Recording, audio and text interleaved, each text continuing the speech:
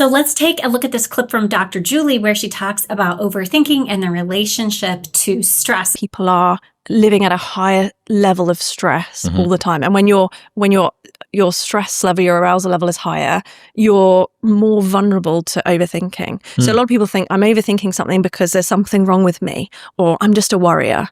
And I always say to people, don't label yourself as just a worrier, because that gives you that sense that you can't overturn it or you can't do anything about it, which is wrong. It's a habit as much as anything else, but it's also something that is more likely to happen when you're already stressed. So, if someone came into the room with me and said, I'm just overthinking everything, what shall I do? Actually, what we would look at is life as a whole, like the full context of, it's not only what are you overthinking and how can you stop thinking about it in that way. It's, what is going on with your stress levels in general that's causing you to be at that state where you're looking for the worst case scenarios. So, because that's what you're set up to do, right? It's not a fault in your brain. Your brain's doing a really good job. You're probably giving your brain lots of lots of signs rather that things aren't okay. Maybe your blood pressure's high, maybe you're on the go all day. And so your brain is getting those signals from in your body and from your surroundings that we're not all is well here, that there's a lot going on. We've got a lot to deal with. Be alert, because something could be unpredictable here. We need, so that's your kind of state of readiness.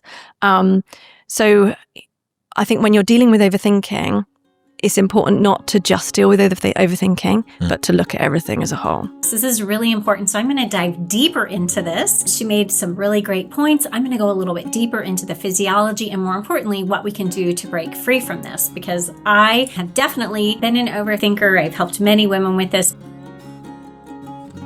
My name is Rochelle Walsh. If you're new to me, I've been a complex trauma therapist for more than 20 years, and I help women now through a program where we go from overwhelmed to calm and confident through my process. But this issue of overthinking, the first point that she says is that it's a symptom of a bigger issue. So a lot of times we might think that's just a personality characteristic. As she mentioned, it definitely becomes habitual, but it's evidence of an underlying issue, and that is stress. And a lot of times people that are high performers and have been living in just a go, go, go mode, they might not even identify that as stress or anxiety, but definitely when we are in stress, some things happen in our brain. So when we're in a stress response, the primal part of our brain, that lower brain, protective part of our brain, really does things to help protect us. And one of the things it does is really scans for potential threats and highlights the likelihood of threat. And so it's going to say,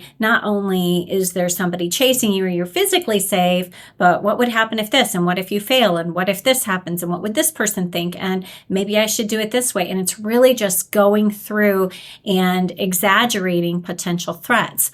It also, what happens is that, when we are in a stress response, the lower part of our brain hijacks the energy to keep us safe, because that's what's most important. And our prefrontal cortex, not as much activity in that part of the brain, so we're actually less efficient problem solvers. So when we can't solve problems, when we can't think through things clearly, we are going to overthink.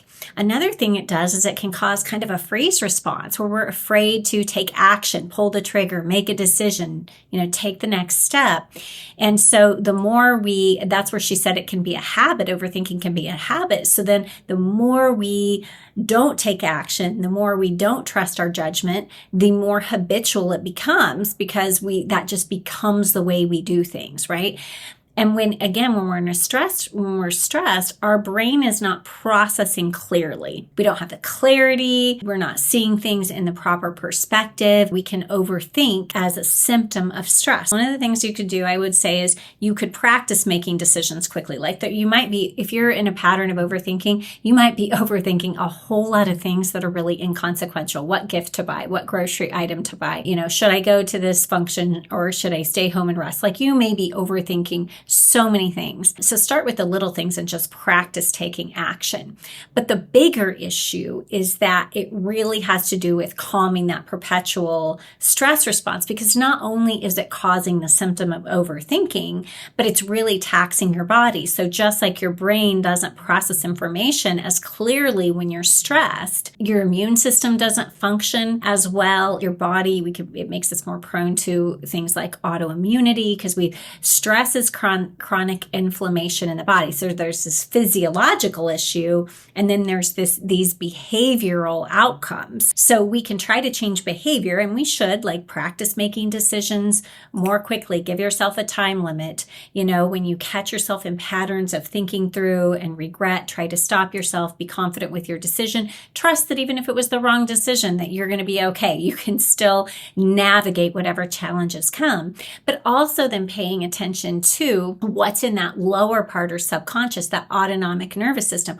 Why is that stress response firing? I think that's a really important thing to understand, so we can say, yes, I'm overthinking because I have a high level of stress. Why do you have a high level of stress? A lot of women I work with, that has become habituated too. And it's a chronic pattern in the nervous system. So even though things are actually very safe in their life, they have a strong faith, they're intelligent, they might have a great career, a great family, they're not going to starve to death, they have good things in their life. Why is your brain telling you that you're stressed? Are you in a dangerous situation that you need to get out of?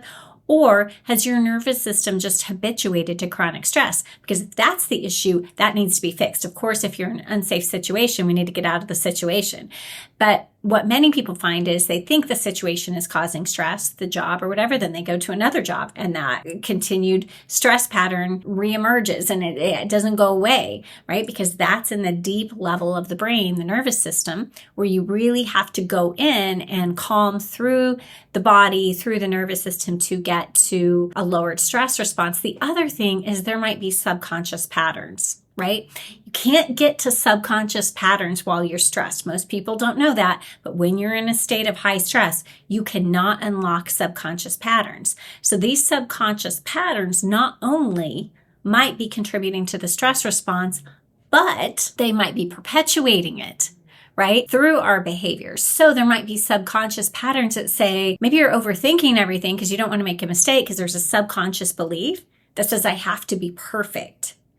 Or maybe you're stressed because you're overextending yourself because there's some subconscious pattern that believes you should fix other people's problems, or that it's not okay to relax, or that to be successful, you have to be hustling all the time.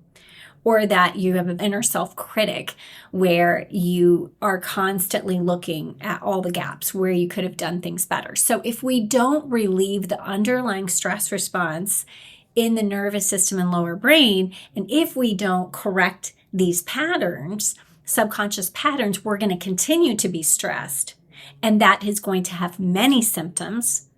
So in addition to overthinking, you might, start experiencing headaches or gut issues or irritability or emotional disruption, all of these things. So I always tell people it's really important to understand symptoms and what it might be linked to. It's also really important to understand what is going on there. What was the root of the issue? And I don't mean that we have to go back and continue going through history again and again to understand why. There might be trauma from the past. It might be early wiring. It might have been maybe you've been in a really high pressure career for a long time and stress has just been habitualized in your nervous system. We can change those things through neuroplasticity, creating new neural pathways. We don't have to go into the past taking apart all of those issues. What we do need to understand is the imprint that is there now, and how to create those new nervous system pathways that support not being in a stress response, but actually build rest and digest parasympathetic dominance in the nervous system.